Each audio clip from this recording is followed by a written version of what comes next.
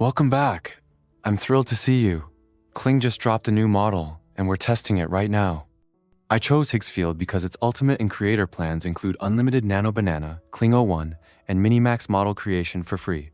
Plus, you can grab a yearly plan for 70% off during the offer. I have to be honest, I've recreated a lot of videos, because every new model released requires testing and prompting debugs, which is costly, but having unlimited creation capability has been a huge help. What really grabbed my attention in the new release was the video editing tool. I started with Nano Banana Pro to generate the images, and then I used them to recreate a specific scene from Stranger Things. The task was easy enough, though a little finicky. Expect some minor glitches. I think that's acceptable though, as this model breaks new ground, and it definitely gives us a reason to be hopeful about what's coming next. So, what is the buzz about this new model? According to the Kling owners, their new system, the O1, is a complete multitasking powerhouse that can convert elements, deeply understand the environment, and handle a wide range of edits, like replacing subjects, removing objects, and restyling the entire video. Notably, it also allows for precise control via start and end frames, supports up to 7 elements, and creates clips between 3 and 10 seconds long. Regarding limits, elements are capped at a 200 megabyte size, and video editing is restricted to a maximum of 10 seconds and 2K resolution. Let's start with the Elements feature. It's no longer difficult. The process simply requires you to add your chosen elements and refer to them using the @tag, similar to how you tag contacts in a chat. I demonstrated this by adding 3 characters and a car, specifying seating and the driver, and the resulting scene accurately reflected my prompt, despite Will Byers having a small job to handle down there.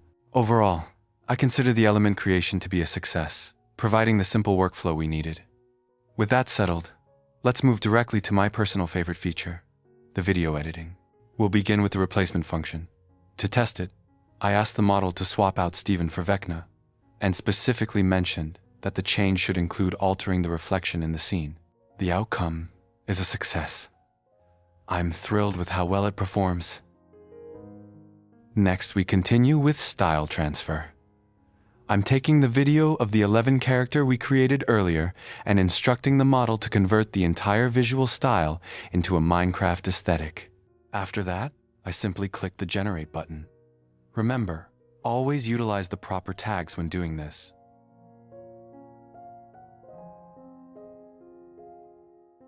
This next tool is incredibly practical. The ability to add or remove objects from clips. We'll take one of the videos we generated earlier and instruct the AI to completely remove the driver and all passengers from the car. I believe the result accurately shows the car with neither the driver nor the passengers present.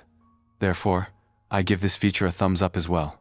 So, for the intro, I followed the same process, using Nano Banana to slowly build each scene one by one, then using Kling model. I refined the images, performing several modifications, such as changing the atmosphere to a dark, intense mood, placing 11 in the back seat next to Will, adjusting the driving angle for Steven, changing eye colors, and generating all the parallel world material needed for the segment. By taking these steps, I can ensure that my base videos maintain a high level of quality.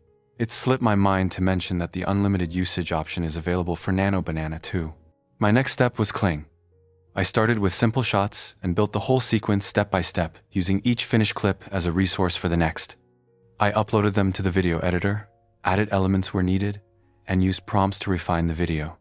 This entire process allowed me to feature both the parallel world and the real world in the same video, and I was genuinely impressed with the outcome. A lot of my attempts didn't turn out as I'd hoped, as you've seen. Some were just too much. I kept refining the output until the quality was exactly what I wanted. When dealing with new models, this step is essential. You simply have to keep trying and failing until you get the perfect result. How about we move on and try recreating one of these scenes right now? As you can see, I have the video clip showing Will and 11 in the back seat, but I want to create a parallel world atmosphere. To do this, I simply need to upload the clip, reference it, and request an atmospheric change. My prompt is rather long, precisely because, as I mentioned earlier, I kept testing and adding details until I achieved the quality I was aiming for. This is the final result. and it perfectly matches my request for a balanced atmospheric change. Notice the mixed color balance, avoiding a scene that is either excessively red or overly dark. One more thing to note is that you sometimes run into limitations. For instance, if you have a shot with many elements, what they're wearing, the car, the background, and people, you can't use the regular element adding feature, as it's limited to 7. The best solution is to mix a few images together, generate the characters as one combined element, and use that instead. This brings us to the end of the video. But as a final thought, I wanted to display some of my finished scenes, which will vividly highlight the differences achieved. This first clip here is the standard, regular scene with Steven, and following it is the exact same scene transformed into the parallel world. Next up, I'll show you the car as it appears in both world settings.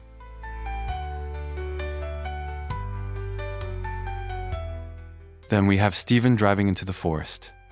The first version is the regular scene, and the second is the parallel world version.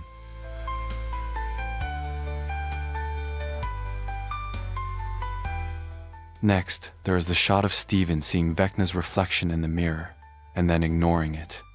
Naturally, Vecna does not appear in the standard version of that clip. The very last shot is Will and 11 in the back, where I pushed the prompt too far. The result is obviously not what I expected. With that, I conclude the video. Thank you for tuning in.